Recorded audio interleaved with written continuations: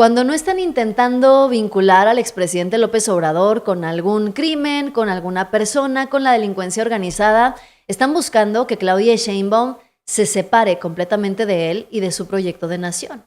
Porque siguen pensando que el liderazgo que hoy tiene Claudia Sheinbaum es única y exclusivamente gracias a López Obrador, que ya ni siquiera pinta en la vida pública y política del país.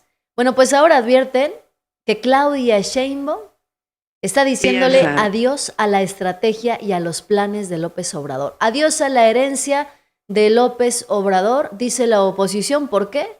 Porque Claudia Sheinbaum está dando resultados en materia de seguridad. ¿Qué es la parte que no dicen? Las leyes que ellos frenaron cuando López Obrador gobernaba y que se aprobaron ahora con Claudia Sheinbaum y permiten estos avances. Además, se pone todavía peor, porque Claudia Sheinbaum lanza regañiza a los morenistas y también a la oposición.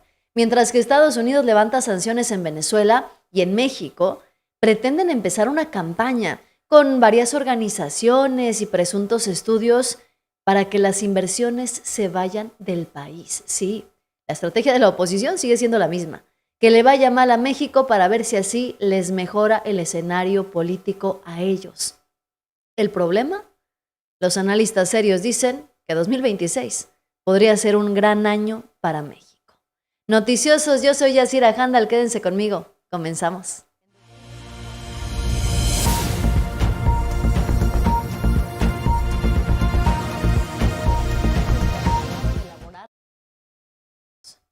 Pues resulta que la nueva narrativa de la oposición, que está completamente desesperada, es decir, que Claudia Sheinbaum está rompiendo con los planes de López Obrador. Que la presidenta de México ha decidido decirle adiós al proyecto de Andrés Manuel por la estrategia de seguridad que está implementando. Joaquín López Dóriga dice, por ejemplo, adiós a la herencia de abrazos no balazos de López Obrador. ¿Por qué? Porque la presidenta Claudia Sheinbaum hoy puede presumir y destacar, además, una reducción del 40% de los homicidios a nivel nacional entre septiembre del 2024 y diciembre del 2025. Mientras que unos dicen que Claudia Sheinbaum se está separando de López Obrador, otros dicen que estas cifras están manipuladas. Sí, la oposición también dice que estos números son falsos. La misma oposición de los daños colaterales dice que estos datos no son ciertos, que son inventados y que están siendo manipulados por el gobierno federal. ¿Todo por qué? Porque se les acabó la narrativa y no pueden atacar otra vez a este gobierno, al menos no, con el tema de la seguridad, en un momento en donde Estados Unidos está listo para ir en contra de cualquier gobierno que no esté combatiendo firmemente a la inseguridad y a los grupos criminales. ¿Cómo va a intervenir así Estados Unidos en México si Claudia Sheinbaum da resultados? Prácticamente es lo que está diciendo la oposición. Gracias a todas, a todos.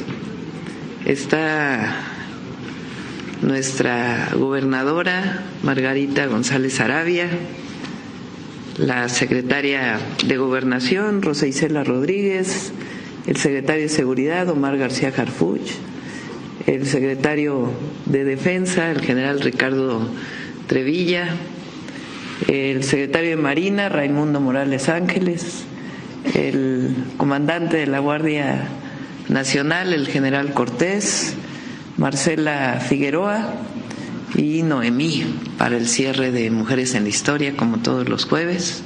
Siéntense, por favor. Vamos a iniciar con la bienvenida de la gobernadora, pero quiero subrayar el resultado que vamos a dar hoy. De septiembre de 2024 a diciembre de 2025, los homicidios dolosos bajaron en 40%. Ese es el dato que hoy está doliendo muchísimo. ¿Por qué? Los homicidios dolosos en México cayeron cerca del 40%, pasando de promedios diarios arriba de 85 asesinatos a poco más de 50. Ahora, esta es la caída más fuerte en una sola etapa desde que existe un registro comparable, no una tendencia marginal. Y lo peor del caso es que estas cifras que da el Gabinete de Seguridad no las levanta Palacio Nacional. Salen de otros organismos autónomos. el mismo sistema que la oposición utilizó durante años cuando los números iban a la alza. Ese mismo sistema es el que utiliza hoy Palacio Nacional para dar estas cifras. Y aquí es donde viene lo interesante. Claudia Sheinbaum está dando resultados, pero la nueva narrativa es decir, ya rompió con López Obrador. O peor, decir o afirmar que los datos son falsos. Y aquí es donde son chistosos, ¿no? Y además es curioso, porque cuando los homicidios subían, los números eran una prueba del desastre, ¿no? Pero si hoy bajan de forma histórica, dicen que son manipulación. Y el sistema para medirlo sigue siendo lo mismo. Ahora, la pregunta también es una pregunta muy incómoda. Si esos datos, si esos resultados en materia de seguridad fueran falsos, Estados Unidos estaría levantando la presión hacia México y cooperando abiertamente en materia de seguridad. Porque hoy Washington está persiguiendo gobiernos que no combaten al crimen, no a los que muestran resultados medibles. Y aquí es donde viene el dato que no te dicen. La reducción no viene de una mano dura improvisada, sino de leyes, inteligencia, coordinación federal, estatal y también control territorial. Son herramientas que no se aprobaron completas en el sexenio de López Obrador. ¿Por qué? Porque la oposición las bloqueó. Entonces, estos resultados no son un adiós a López Obrador. Estamos hablando de una continuidad con ajustes, algo completamente normal. Lo que sí es nuevo, y hay que decirlo, es que se les acaba de caer la narrativa del caos. Y ahora no les queda de otra más que gritar manipulación. ¿Por qué? Porque los números ya no les sirven para asustar. Eso más que una ruptura con López Obrador, pues termina siendo una desesperación política, pero con micrófono en mano por parte de la oposición. Esa es una realidad. Y luego, ¿qué es lo que hacen? Fíjense, son chistosos porque después lo que hacen es empezar a difundir narrativas en donde ya no solamente afirman que Claudia Sheinbaum rompió con López Obrador, sino que además aseguran que desde Estados Unidos, Marco Rubio hoy tiene en la mira a Claudia Sheinbaum. Sacaron notas periodísticas, informes, entrevistas y demás, asegurando que Marco Rubio le ha mostrado a la presidenta Claudia Sheinbaum los expedientes que tiene en su contra o en contra de morenistas. Ahora, dicen que Claudia Sheinbaum tendrá que tomar decisiones muy pronto. Esto es lo que plantean desde los medios que les encantan a los opositores y siempre los dejan en ridículo, desde Atypical TV. Escuchemos el planteamiento para desmentirlo. No sé si escucharon a Marco Rubio el domingo. Me causó una impresión de ser un cuate muy solvente. Yo lo tenía como alguien que era más limitado. En la entrevista que le dio a Meet the Press a NBC, el cuate manejó los temas con gran solvencia. El cuate se ve que tiene más colmillo de lo que muchos anticipaban. Entonces yo me imagino que cuando vino aquí el señor Marco Rubio con la presidenta, le dejó muy claro, a ver, olvidemos de tonterías, aquí están los expedientes. Estos son los cuates tuyos que están mal y o hacen las cosas bien o la situación de México va a ser muy complicada. Públicamente vamos a decir que hay mucha cooperación, pero ustedes se tienen que alinear. Y donde se tienen que alinear es el huachicol fiscal ya no puede seguir. No pueden seguir financiando a organismos terroristas y ustedes van a hacer lo que nosotros queramos en materia energética y en la región. Por cierto, vamos a hacer algunas cosas en Venezuela, etcétera, y ustedes no van a decir nada. Algunas declaraciones, pero en el fondo se van a alinear. Yo creo que eso es lo que está pasando en el fondo. Y todo esto parte de las palabras yo creo. Yo creo que eso es lo que está pasando, yo creo que esto es lo que están diciendo, yo creo que esto otro es lo que están haciendo. Simplemente sus declaraciones se están basando en eso, en decir yo creo, yo pienso, esto va a ocurrir, esto no va a pasar. ¿Qué es lo que sí está pasando? ¿Qué es lo que valdría la pena decir que sí está ocurriendo en estos momentos? Fíjense, vamos a hablar con datos duros y con información precisa. Primero, no existe ni una sola acusación formal, ni orden judicial, absolutamente nada, por parte de los Estados Unidos en contra de Claudia Sheinbaum. Tenemos que partir desde ese punto, ¿no? Ahí es donde arranca lo primordial para tumbar esta narrativa del yo creo. Tenemos que hablar con los hechos. Ahora, si existieran esos expedientes, tendrían que pasar primero por un jurado federal. Y eso deja un rastro público. Hasta el día de hoy no hay ninguno.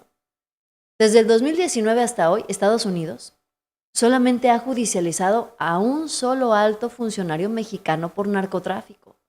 Se llama Genaro García Luna y fue secretario de Seguridad del gobierno de Felipe Calderón. No les gusta que se repita esta información, pero es lo único que se tiene hasta hoy en los hechos. Ahora, la narrativa de Atypical TV, una vez más, es digna de Netflix. Que Marco Rubio llega, cierra la puerta, saca una carpetita, amenaza a la presidenta y México se arrodilla. El problema es que en la vida real las cosas no funcionan así, ni diplomática ni legalmente. Ahora, Estados Unidos no negocia cooperación con expedientes secretos. Lo tiene que hacer con tratados vigentes. La iniciativa Bicentenario, acuerdos de cooperación fiscal, intercambio de inteligencia bilateral. Todo esto es público y se requiere gobiernos que cooperen, no gobiernos que están en la mira. Y ahí es donde viene la contradicción. Porque si Marco Rubio tuviera a Claudia Sheinbaum contra la pared, entonces, ¿por qué Estados Unidos ha salido tantas veces a reconocer los avances en materia de seguridad? Entonces, ¿por qué México no tiene sanciones? ¿Por qué no hay ningún proceso activo?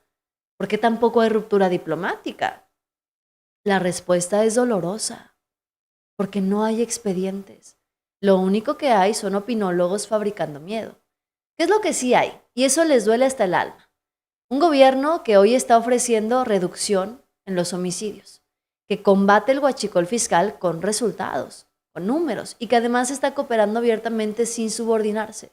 Entonces no estamos hablando de una presión secreta. No es alineamiento forzado ni amenaza en la sombra. Es lo de siempre, cuando no pueden con los datos, se empiezan a inventar películas. Y la oposición mexicana otra vez apostándole a que a México le vaya mal, para ver si así alguien lo rescata desde Washington.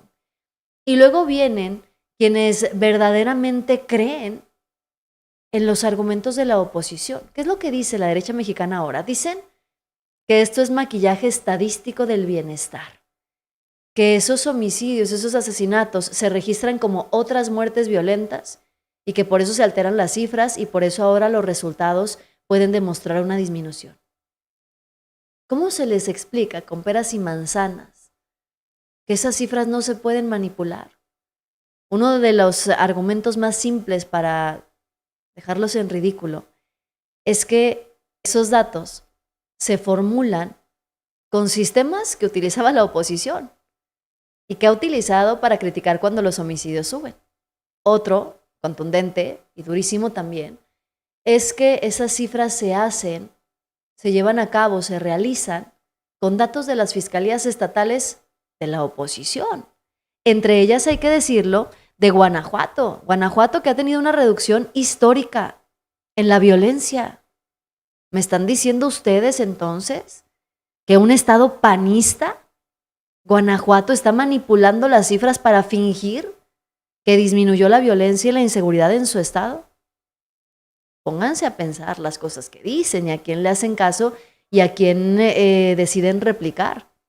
Porque ahí es donde les digo, otra vez, vuelven a quedar en ridículo, donde otra vez las cosas les salen mal. Apuestan a que Estados Unidos venga y mejore el país. ¿Qué es lo que está pasando entre Estados Unidos y Venezuela, por ejemplo? Hasta ahorita las cosas se muestran tranquilas. ¿Qué es lo que tenemos? Tenemos, por ejemplo, que la secretaria de prensa de la Casa Blanca, Caroline Leavitt, informó que Estados Unidos va a aplicar un levantamiento selectivo de sanciones a Venezuela como parte de una revisión puntual de su política hacia el país. Y después de esto, sale Delcy Rodríguez a decir y a confirmar que habrá una alianza técnica con Estados Unidos que impulsará la recuperación eléctrica en Venezuela. Sí, Estados Unidos no se trajo a gobernar ni a Edmundo ni a María Corina. Estados Unidos está dirigiendo Venezuela con el mismo sistema, con el sistema chavista, con las manos derechas, con los aliados, con los más cercanos de Nicolás Maduro. No es cambio democrático y habría que preguntarnos hasta qué punto es un Venezuela libre si quienes siguen al frente del poder siguen siendo los mismos, reprimiendo periodistas. Hay un caso reciente, un periodista mexicano, Julián Mazoy, fue retenido en Venezuela durante varias horas. Es decir, ¿de verdad Venezuela quedó libre porque Estados Unidos se llevó a su presidente? ¿O simplemente Estados Unidos consiguió abrirse las puertas, administrar un país más en América Latina? Esto es lo que dice Delcy Rodríguez. En el área de los servicios públicos queremos actualizar la ley del Sistema Eléctrico Nacional, que vendrá acompañado de procesos de actualización, de mejora del Sistema Eléctrico Nacional, tanto en la generación como en la transmisión y en los procesos de distribución. Este es uno de los sectores donde el bloqueo criminal más daño ha hecho en los servicios públicos. Y nosotros hemos venido avanzando en la recuperación del sistema eléctrico, pero la Venezuela que estamos soñando, la Venezuela a la que estamos apuntando, es una Venezuela que requiere crecimiento y que requiere demanda también de un sistema eléctrico que está en sus mejores condiciones para garantizar desarrollo económico y para garantizar también la vida de los venezolanos y de las venezolanas. A ello también queremos apuntar a la ley del uso racional de la energía. Somos una potencia energética, lo somos. Nos ha traído tremendos problemas, porque ustedes saben que la voracidad energética del norte quiere los recursos de nuestro país, y lo habíamos denunciado. En el área de los servicios públicos queremos actualizar la ley del Sistema Eléctrico Nacional, que vendrá acompañado de procesos de actualización, de mejora del Sistema Eléctrico Nacional, tanto en la generación como en la transmisión y en los procesos de distribución. Este es uno de los sectores donde el bloqueo criminal más daño ha hecho en los servicios públicos. Y nosotros hemos venido avanzando en la recuperación del sistema.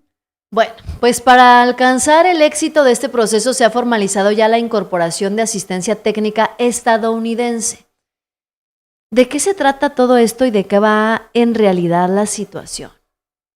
Tenemos que hablar otra vez con datos duros, con datos históricos y con la información que tenemos a la mano. ¿Por qué?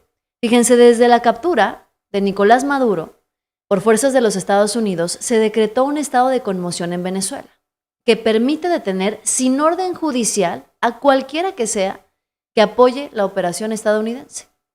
Luego, Delcy Rodríguez asumió como presidenta interina, no mediante elecciones, sino por una interpretación constitucional hecha por el tribunal venezolano sin convocatoria de comicios. O sea, el mismo régimen, ¿no? Ahora, grupos armados llamados colectivos han estado actuando también en Caracas, imponiendo su presencia y hasta deteniendo o intimidando a civiles y periodistas.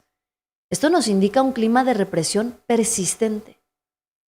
Ahora, Reporteros Sin Fronteras, otras organizaciones ya documentaron que en 2025 ya se habían arrestado a más de 21 periodistas bajo cargos de terrorismo o desinformación antes de la captura de Maduro.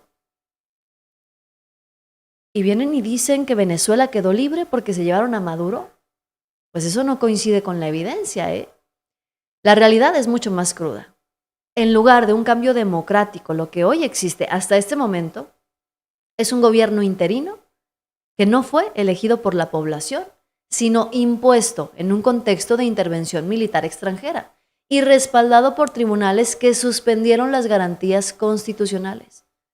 Hasta el momento no hay elecciones nuevas programadas, tampoco un proceso de transición claro, y en lugar de libertad de prensa, resulta que siguen los arrestos y las medidas de seguridad extraordinarias contra quienes disienten o cubran eventos sin autorización del gobierno.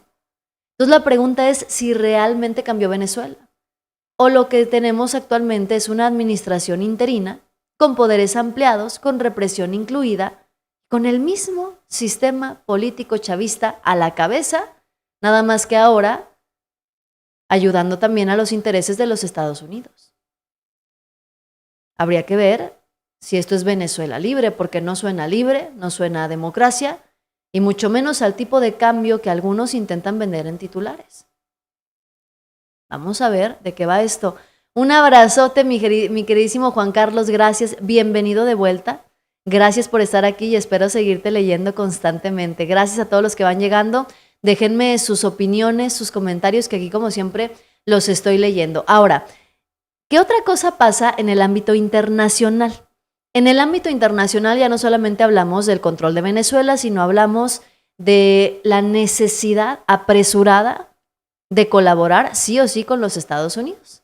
Es el caso de Gustavo Petro, que resulta que tuvo una llamada con el presidente de los Estados Unidos por primera vez. Tras las advertencias contra Colombia, el presidente de los Estados Unidos, Donald Trump, confirmó que habló con el presidente Gustavo Petro y además lo invitó a Estados Unidos para reunirse. Gustavo Petro, presidente de Colombia también, salió a dar un discurso en donde celebró esa llamada, esa reunión telefónica con el presidente de los Estados Unidos, pues aludiendo a que eso es un paso hacia el frente para avanzar. Porque si no se dialoga, hay guerra. Eso dijo Gustavo Petro. Y Trump, después del debate en redes, tuvo otra versión. Y hoy hemos hablado por teléfono por primera vez desde que es presidente.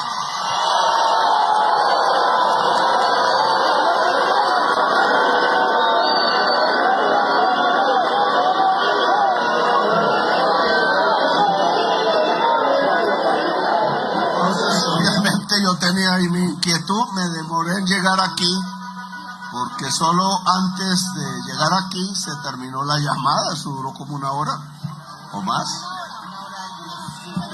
Me dejó hablar, entonces yo traté de no hablar tanto, pero me quedé para arriba. Fíjense, dicen algunos ahora que Petro está corriendo hacia Estados Unidos para salvarse, o que lo hace por miedo. Pero la realidad es que esto ya estaba en el manual de la diplomacia.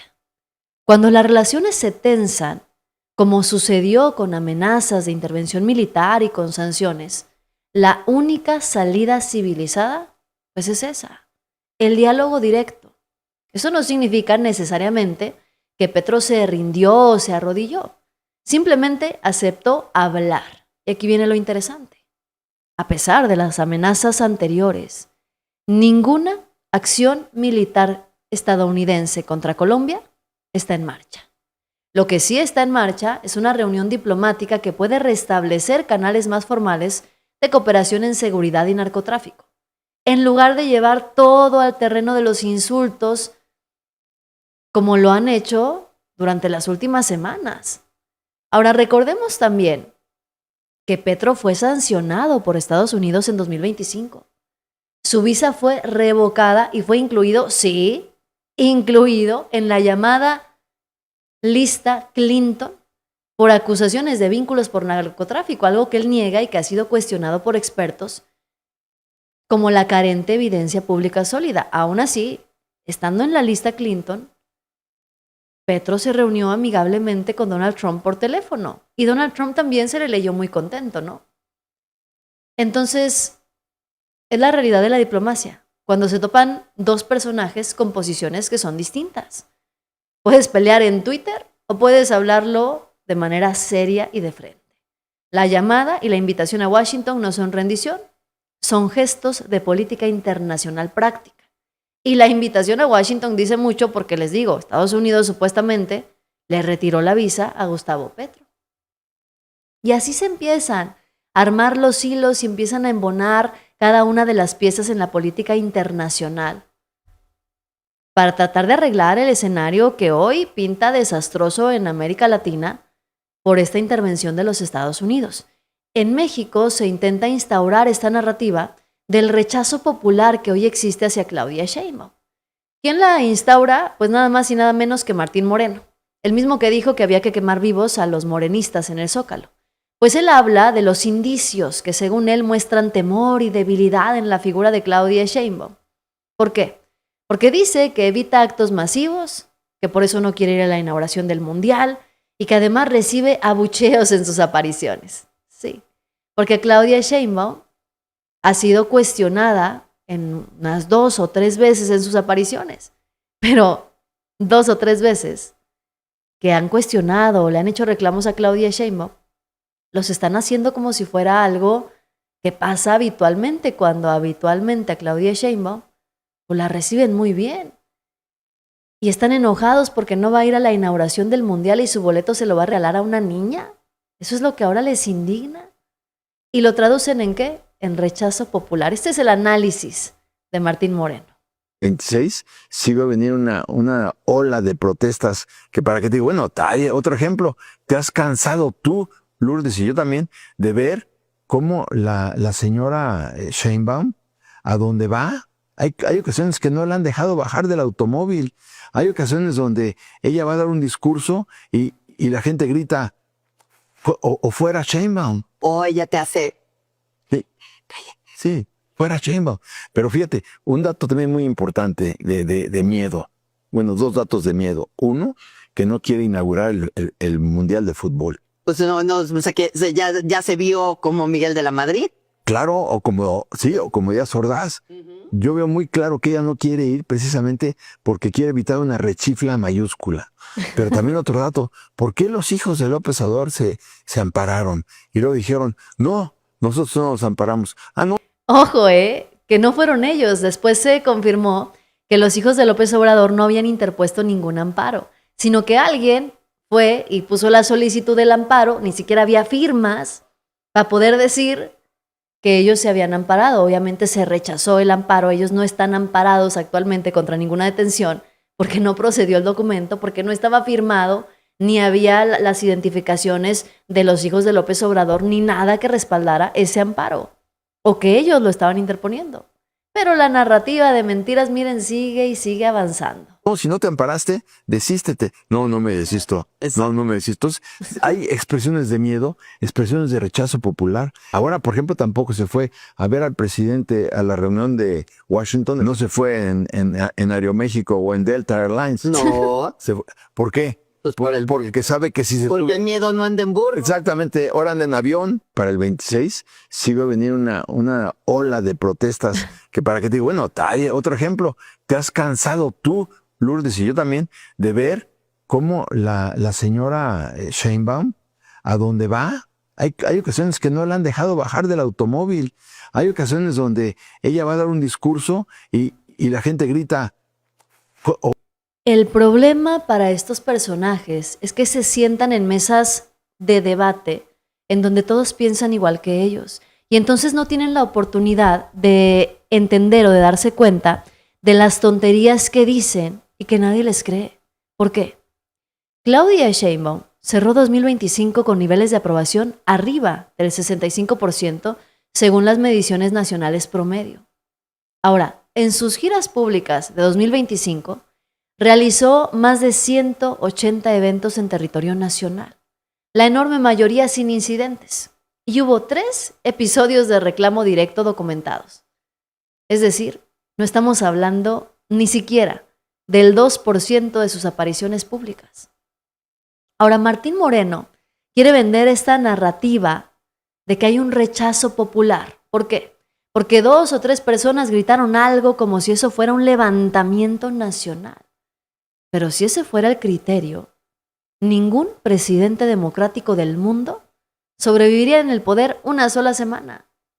Y el argumento estrella es francamente cómico, que no va a la inauguración del Mundial, que regalar su boleto a una niña es miedo. ¿En serio? ¿Ese es el termómetro político? Para empezar, hay que decirlo, los presidentes no están obligados a inaugurar eventos deportivos. Y no asistir no equivale a huir, equivale a priorizar agenda, algo que hicieron presidentes de todos los partidos.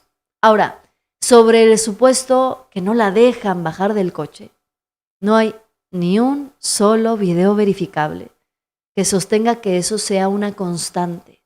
Hay cortes editados, amplificados y repetidos hasta el cansancio, eso sí.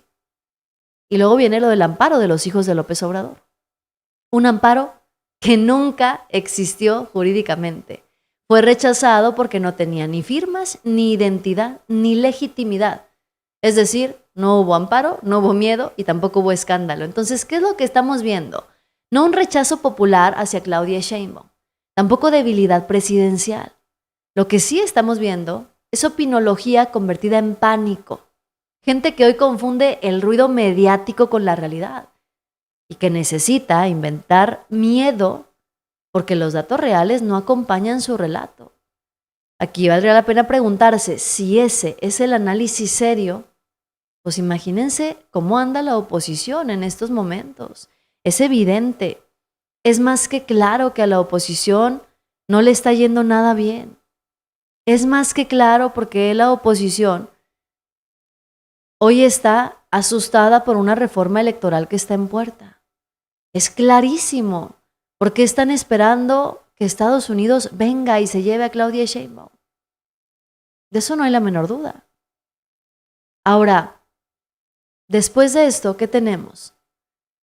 Tenemos las declaraciones de los Estados Unidos hablando de cómo quieren controlar Venezuela abiertamente, el petróleo y los recursos para beneficiar a los Estados Unidos. ¿Eso es malo? Pues bueno, depende de la perspectiva, ¿no? Porque ¿qué esperaban? Estados Unidos tiene que ver por su país. Estados Unidos no tiene por qué preocuparse por Argentina, por Venezuela, por México. Por supuesto que no. A Estados Unidos le interesa el interés nacional de su país. Y nada más. Y es justamente lo que hoy es prioridad para los Estados Unidos con la salida de Nicolás Maduro en Venezuela. Así lo dijo J.D. Vance. Taking out a dictator in Venezuela, how does that help the average American? Well, a few things, Jesse. First of all, what it means is we're going to be able to control the incredible natural resources of Venezuela, which is good for America in a few ways. Number one, it allows us to put leverage on our enemies. Number two, it makes sure that if Americans need high quality, low cost power, we're always going to have access to it. And then the third thing is it does demonstrate American military excellence, which makes people afraid to cross us in the future. Some of the best ways that you maintain the peace is to make it clear that you carry a very strong sword if you ever need to use it. So I think it's good for us in a lot of different ways. We also have to remember, Jesse, this is in our neighborhood. This is not Iraq. This is not 7,000 miles away. This is in our neighborhood. If we cannot follow the basic principle, which has been a cornerstone of American foreign policy for 200 years, that we control our neighborhood, a lot of bad people are going to take advantage of it. What the President of the United States said is, in our neighborhood, the United States calls the shots. That's the way it's always been. That's the way it is again under the President's leadership. Taking out a dictator. Ahora aquí valdría la pena preguntarnos si América Latina es pues el vecindario de los Estados Unidos, en qué posición está cada quien y quién es el patio trasero y quién realmente está siendo tratado como un vecino. Hasta el día de hoy tenemos claro que México está siendo tratado por los Estados Unidos como un vecino con el que se llegan acuerdos, se colabora, se platica, se negocia para el bien de toda la comunidad, ¿no? Otros países, como Venezuela, hoy están tratando de ser convertidos en el patio trasero. Incluso países como Argentina, que hoy tienen que hacer todo gozosos, felices de la vida, pero todo lo que les diga los Estados Unidos. Y esas políticas del agachismo, vamos a llamarle así, pues no están rindiendo resultados económicos, les digo, por lo menos no para Argentina. Porque Estados Unidos no tiene por qué preocuparse por la economía de los venezolanos, de los colombianos, de los mexicanos. No, Estados Unidos se tiene que preocupar por su propia economía, sin importar lo que eso implique. Nos lo ha dejado claro, ¿no? El gobierno de Donald Trump y su vicepresidente han declarado que tras la ruptura de Nicolás Maduro, ellos van a controlar las ventas de petróleo venezolano. Nada más van a permitir exportaciones que sirvan al interés nacional estadounidense.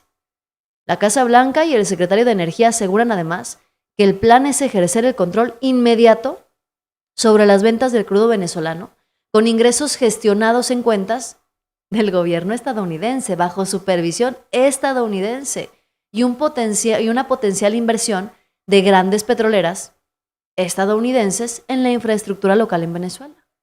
El mismo presidente de los Estados Unidos, Donald Trump, confirmó que Venezuela entregará entre 30 y 50 millones de barriles de petróleo a los Estados Unidos como parte de esta nueva estrategia.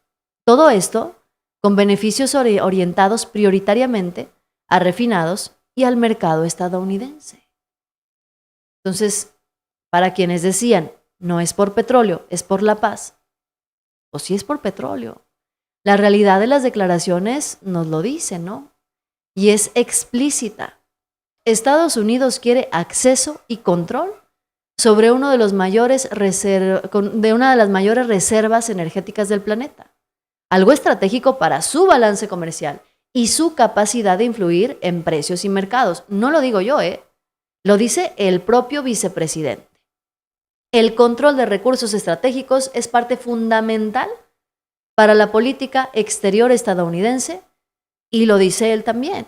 Se ve como una forma de ejercer influencia geopolítica directa en lo que él llama su vecindario. Esa es la realidad. Para quienes piensan que la llegada de los Estados Unidos simplemente va a traer como consecuencia la prosperidad del pueblo, pues no necesariamente, a lo mejor la prosperidad del pueblo de los Estados Unidos, y habrá que ver qué considera Estados Unidos como pueblo, ¿no? Porque prácticamente sería los de mero arriba. Pero bueno, vamos a ver en qué termina todo esto. Estados Unidos dice que ya comenzó a comercializar el crudo venezolano como parte del Tratado de Caracas. Dicen, les digo, que los ingresos y los fondos se van a distribuir en beneficio del pueblo venezolano y del pueblo estadounidense. How exactly is that going to work? You're getting it out of Venezuela into the United States? Yes. And then what? That's exactly right. So as you know, Ed, as the president announced last night, this was the sanctioned oil that was basically just sitting in barrels, sitting on ships because of the effective quarantine of the United States of America. And the interim authorities have agreed to release that oil to the United States, so it will be arriving here at home very soon. The United States government has already begun marketing Venezuelan crude oil in the global marketplace for the benefit of the United States, engaged the world's leading commodity marketers, key banks to execute and provide financial support for these crude oil and crude product sales. All proceeds from the sale of Venezuelan crude oil and products will first settle in U.S.-controlled accounts at globally recognized banks to guarantee the legitimacy and integrity of the ultimate distribution of proceeds, and those funds will be dispersed for the benefit of the American people and the Venezuelan people at the discretion of the United States government. It sounds going up on the oil part of this, 30 to 50 million barrels of oil. Bueno, pues así las cosas y así el escenario. Les digo, mientras que en México se trata de difundir una narrativa en donde aseguran que el escenario para nuestro país va a ser pésimo para 2026. Hay quienes aseguran que se van a ir las inversiones, que la reforma electoral va a traer consecuencias tremendas para nuestro país. Aseguran además que va a haber desestabilización, que no hay confianza en las instituciones y en la presidenta, pero los opinólogos serios dicen otra cosa. Escuchemos, por ejemplo, lo que dice el economista Luis Miguel González sobre lo que viene en el TEMEC y que es clave para una negociación exitosa en México que podría tener el segundo semestre con mayor entrada de capitales, lo que se va a traducir en un tipo de cambio resistente. Una contradicción total y rotunda para las predicciones que hoy hacen las empresas de personajes como Luis Carlos Ugalde. La lista, uno de los temas, sé que a ti el fútbol te es casi indiferente, pero para un aficionado de fútbol, uno de los temas que lo enfurece es los precios de los boletos, los precios de las camisetas oficiales. Sí. Se olvida que la afición es la que le da vida a este deporte y los precios son para puro millonario. Sí, es como literalmente ya no es el deporte del pueblo, sino el deporte de quien puede pagarlo. Es el colmo. El otro... Bueno, cuando ves al idiota presidente de la FIFA inventando un premio Nobel de la paz para hacer a Donald Trump para quedar bien con él, pues ya te das cuenta por dónde va la FIFA, es puro billete. El dato que me parece más complicado de pronosticar es tipo de cambio. El rango es, yo no recuerdo arrancando el año un rango de ese tamaño, es los más, iba a decir optimistas, pero no necesariamente es así, 17.10. pronostican. O sea, todavía un peso más fuerte de lo que está ahorita. Y en el otro extremo hay quien dice, no, va a cerrar en 21. ¿Cuál creo que es la diferencia entre 17 y 21? Empieza por cómo va a terminar la negociación del TEMEC. Exactamente. Fíjense, México cerró 2025 como el principal socio comercial de los Estados Unidos, con intercambios por más de 860,000 millones de dólares, por encima de China y de Canadá. Ahora, la inversión extranjera directa en 2025 superó los 36,000 millones de dólares, con reinversión de utilidades como un componente dominante, es decir, empresas que vuelven a invertir, que ya estaban y otra vez le meten más dinero. Esto se traduce como una señal de confianza empresarial real, no en especulaciones de las inversiones que podrían llegar o que a lo mejor van a entrar. No. Ahora, el peso mexicano terminó 2025 como una de las monedas más estables del mundo emergente, con una volatilidad menor que la de Brasil o la de Colombia. Dicen que 2026 va a ser un desastre, que la reforma electoral va a espantar capitales y que no hay confianza en la presidenta. Pero hay economistas que dicen otra cosa, y la clave sí, para 2026, sería no el grito político, sino el TEMEC. ¿Por qué? Porque México entra a la revisión del tratado con una ventaja competitiva, porque Estados Unidos no puede relocalizar en un abrir y cerrar de ojos su cadena industrial sin México. ¿Cuál es el dato incómodo para los agoreros? Resulta que el nearshoring no depende de opinólogos, depende de costos, de logística y de tratados vigentes. Y hasta hoy, México sigue siendo el eslabón más eficiente. Por eso la expectativa para el segundo semestre del 2026 es mayor entrada de capitales y un tipo de cambio resistente, además de un crecimiento moderado, sí, pero estable. Entonces, mientras unos gritan que se van a ir las inversiones, los datos están mostrando reinversión, exportaciones récord y, por supuesto, también estabilidad financiera. No estamos hablando de optimismo ciego, es economía. Y como siempre, cuando la realidad no coincide con el discurso del colapso, empiezan a culpar a las reformas, al gobierno, al calendario, pero nunca mencionan los números, porque los números otra vez no les están dando la razón.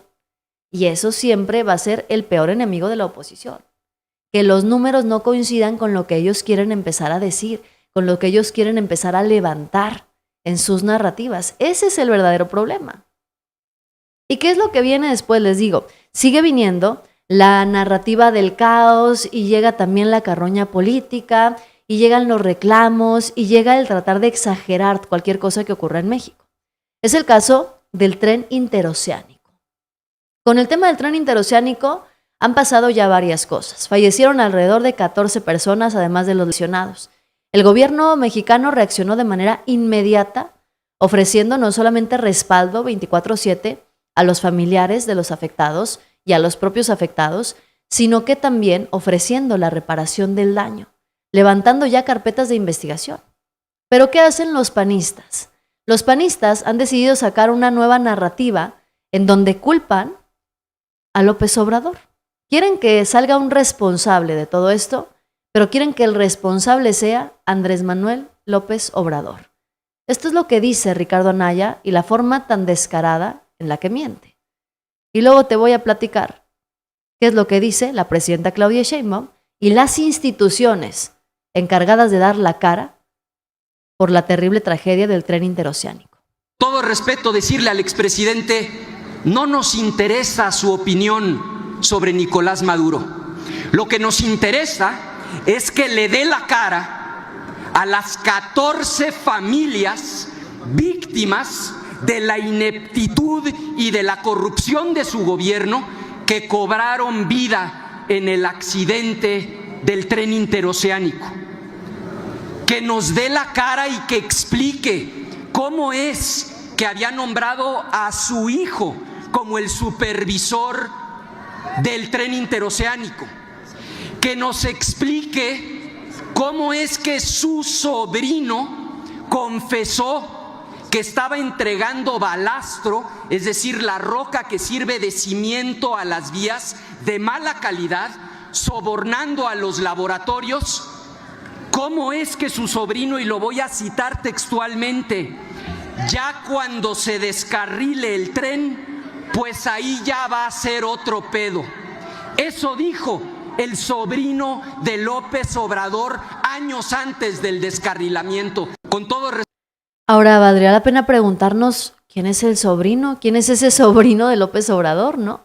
Y en qué documento consta que algún hijo de López Obrador fue encargado de supervisar la obra, porque las acusaciones de Ricardo Anaya pues no son menores, son acusaciones fuertes que tendrían que estar respaldadas con documentos y evidentemente tendrían que estar respaldadas también con denuncias formales. Ahora, ¿quieren que López Obrador regrese a dar la cara?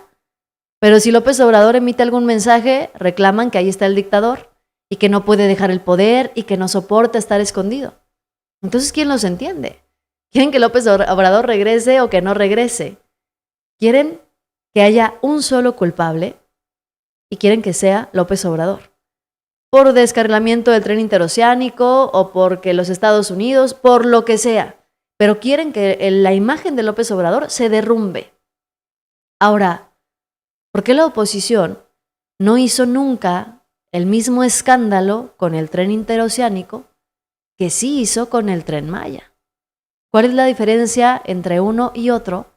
Que a la oposición no le incomodó el tren interoceánico, hasta ahora que lo tienen que usar como carroña política, y el Tren Maya, miren, le han dado durísimo por todos lados, ¿no?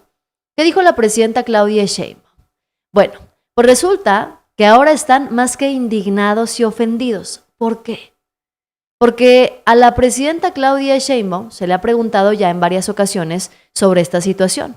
Le preguntaron a Claudia Sheinbaum sobre las víctimas que están buscando asesoría legal para pedir una indemnización por parte del gobierno. Y están indignados porque Claudia Sheinbaum dijo que las víctimas del caso del tren interoceánico, aunque tienen pleno derecho a acudir con abogados, pues no existe la necesidad de hacerlo porque ya hay una carpeta de investigación abierta. Además explicó que aun si se abren más procesos, todos van a llevar a la misma conclusión. Asimismo, Claudia Sheinbaum subrayó que el gobierno está comprometido a garantizar la reparación integral del daño a las personas. Y los abogados evidentemente van a pedir una parte de esa reparación del daño. Primero es que las víctimas tienen derecho a acercarse a un bufete de abogados, siempre, es su derecho. Lo que decimos nosotros es que no es necesario. ¿Por qué? Primero porque ya hay una carpeta de investigación abierta. Es decir, aunque se presenten otras carpetas de investigación, van a tener las conclusiones que emita la carpeta de investigación que ya se abrió, producto de 14 personas que lamentablemente fallecieron y también pues de todas las personas que resultaron heridas o con alguna consecuencia. Entonces la carpeta ya está, la abre de oficio la Fiscalía por esta circunstancia. Entonces aunque haya otras denuncias, pues se suman a la carpeta. Así ocurre normalmente con las fiscalías. Entonces no es necesario para abrir una carpeta de investigación. Y lo segundo es que van a tener reparación integral del daño. Muchas veces se acercan algunos bufetes de abogados con la idea de conseguir dinero para ellos. Les dicen a las víctimas que no les van a cobrar nada, pero al final se llevan un porcentaje de la reparación integral del daño. Entonces, no es necesario para que haya reparación integral del daño porque nos estamos comprometiendo a que así va a ser. Y la Fiscalía pues tiene que establecer las condiciones de acuerdo a protocolos internacionales y a la ley de víctimas que está establecida. Pero los panistas quieren que sí haya abogados de por medio e incluso son ellos quienes están promoviendo estas acciones legales. Personajes como, por ejemplo, Federico Doring salen a decir, panistas, que es muy claro quién es el responsable de la tragedia del tren interoceánico. Apunta a omisiones en las observaciones de la Auditoría Superior de la Federación tras el descarrilamiento del tren. ¿Esto es real, lo que dice Federico Doring? ¿O simplemente está manipulando, como siempre, la información? ¿Y quién es responsable de 14 vidas que no van a regresar? A las cuales ella dice que les ofrece 30,000 pesos. Sí, 30,000 pesos para los gastos de inicio, etcétera, y luego que se iban a hacer cargo de los gastos funerarios. Lo mismo dijo Azucena en la línea 12. Yo estaba en casa de una víctima cuando le fueron a llevar de la comisión de víctima en nombre de la entonces jefa de gobierno 10,000 pesos que le dieron en efectivo para los gastos funerarios, y luego le condicionaron el seguro del metro a que firmara que se desistía de cualquier acción legal en contra del gobierno y de la empresa. Y esa señora se tuvo que conseguir un abogado que le hiciera valer sus derechos, porque a su pareja sentimental que tuvo el accidente la tuvieron que operar en un hospital privado. Ahora, de las Federico, relaciones que tenía en la pierna. Ahora, ya hay dos familias, ¿no? Una familia que ya interpuso una denuncia de Ciudad Juárez, otras familias con las que hablamos ayer que están pensando en interponer una denuncia. Se sumaría también esta de ustedes, de los panistas. Seguramente sí. Ante la Fiscalía, ante la Auditoría y ante la Secretaría Anticorrupción. ¿Cuál es el plazo que consideras prudente esperar a que haya una respuesta? Independientemente de las investigaciones que dice que lleva ya la Fiscalía General de la República, independientemente de ello, ¿cuál sería un plazo prudente para esperar una respuesta de la fiscal Ernestina Godoy y de su equipo? No más de un par de meses, te voy a decir. No más de un par de meses, dice Federico Doring. A ver, el descarrilamiento del tren interoceánico ocurrió el 28 de diciembre del 2025 en Oaxaca. Dejó a 14 personas fallecidas y 98 lesionados. El tren llevaba 241 pasajeros y 9 tripulantes. La Fiscalía General de la República ya abrió una carpeta de investigación para determinar las causas y las responsabilidades. El gobierno desplegó servicios médicos, apoyo a familias y atención en hospitales del IMSS. El corredor ferroviario actualmente está bajo la responsabilidad de la Secretaría de Marina, que opera la línea como parte del corredor interoceánico del Istmo de Tehuantepec. Ahora, volviendo a las preguntas y los cuestionamientos que tanto indignan a Ricardo Anaya. ¿Quién es el sobrino que menciona a Ricardo Anaya y qué prueba hay de que supervisaba la obra? Bueno, pues hasta ahora no hay un solo documento oficial, contrato o evidencia pública acreditada de que un sobrino o hijo de López Obrador haya sido supervisor formal de la obra, ni tenga ningún nombramiento oficial. Eso aparece, sí, en redes, pero no en documentos legales, ni en la carpeta de investigación de la Fiscalía, y es una burla que jueguen con eso, que manipulen esa información para tocar corazones y ¿qué? ¿Ganar votos con uso de la carroña política? Ahora también hay que preguntarnos si existe algún audio judicializado donde alguien confiese balastro de mala calidad. Pues hasta ahora no, No hay ningún informe oficial de ninguna grabación autenticada por la autoridad competente que haya sido presentada ante la Fiscalía como prueba vinculante. ¿Por qué no presentan esos audios los panistas?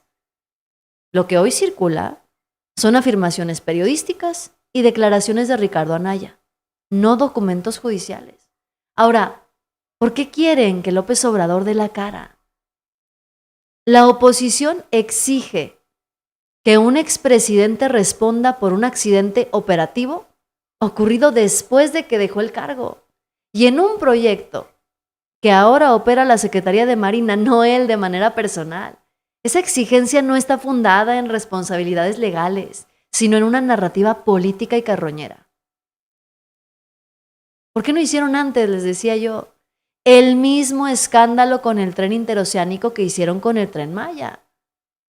Porque la oposición sí cuestionó aspectos técnicos y presuntos sobrecostos del Tren Maya durante años. Pero en el caso del tren interoceánico, antes del accidente, nunca impulsaron ninguna campaña mediática masiva. Empezaron hasta después del accidente, lo cual indica que claramente no estaban preocupados ni por seguridad ni por calidad técnica, sino por politizar un evento trágico tras el desastre. Entonces, yo les pregunto a ustedes, ¿la tragedia es una oportunidad política? ¿Es carroña política o verdadero interés de la oposición por las víctimas? porque la tragedia está siendo investigada técnicamente por la Fiscalía General de la República y por peritos especializados, con el apoyo incluso de las cajas negras y el análisis de curvas del trazado. La política de la oposición no va a cambiar este proceso. Nada más buscan utilizarlo para desgastar narrativas contrarias, algo que hoy no se sostiene frente a los hechos. Entonces se los digo, hasta ahora no hay evidencia pública, ni un documento oficial que respalde las acusaciones de Ricardo Anaya sobre una supervisión familiar o corrupción específica del expresidente López Obrador. La carpeta de investigación, eso sí es un hecho, ya está en curso y todo proceso legal tendrá que pasar por evidencias técnicas verificadas, no por rumores, no por politiquería barata de la que acostumbra hacer la oposición. Y eso dijo también el secretario de Marina. Ya se hizo una ampliación al contrato de la empresa que lo tenía. La empresa se llama Sedegma. Esa empresa dio la seguridad el año pasado, se le amplió, de acuerdo con la ley, se le puede ampliar el plazo por un mes más. En tanto se reinicia, se hace nuevamente la licitación porque no cumplieron con los requisitos que estábamos pidiendo. ¿Por cuánto fue el contrato, secretario? No tengo el dato ahorita, ¿Y cómo va la investigación? ¿Qué reporte le ha mencionado? Si también los datos, sobre todo la vigilancia de las vías, ustedes están pues a cargo de esta vigilancia sobre todo. Se mantiene la cadena de custodia con personal de Marina y de la Fiscalía General de la República. Yo espero que la Fiscalía en breve dé un dictamen de lo que sucedió y pues con toda la transparencia estamos colaborando con la Fiscalía y con la Agencia Regular del Transporte Ferroviario para determinar las causas y que se deslinden las responsabilidades que correspondan. Ahora, ¿qué es lo que hace la Auditoría Federal, la Auditoría Superior de la Federación? La auditoría no investiga accidentes, no determina culpables penales y tampoco sustituye a la Fiscalía, porque los panistas están aludiendo a la Auditoría Superior de la Federación, ¿no? La función de esta auditoría es revisar el uso de recursos públicos, no dictaminar las tragedias. Ahora, hasta hoy, no existe tampoco un solo informe definitivo de la Auditoría Superior que concluya las causas del descarrilamiento del tren interoceánico. Y cualquier afirmación en ese sentido es anticipada y engañosa. Otra cosa que, pues bueno, nos sorprende de los panistas, ¿no? La responsabilidad penal y técnica al final del día la va a determinar la Fiscalía General de la República, con los peritajes ferroviarios, no con opiniones políticas.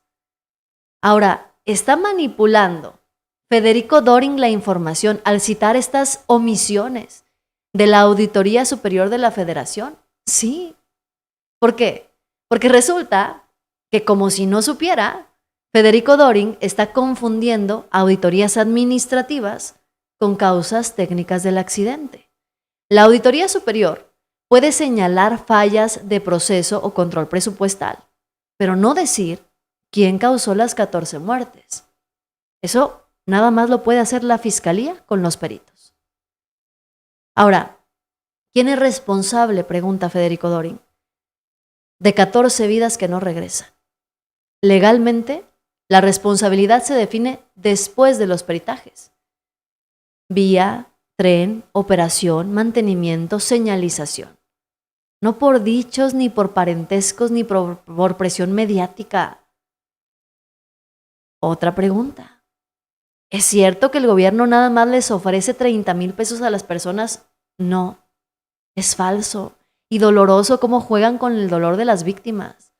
Ese monto de 30,000 pesos corresponde nada más a apoyos inmediatos de emergencia, que son habituales para gastos urgentes.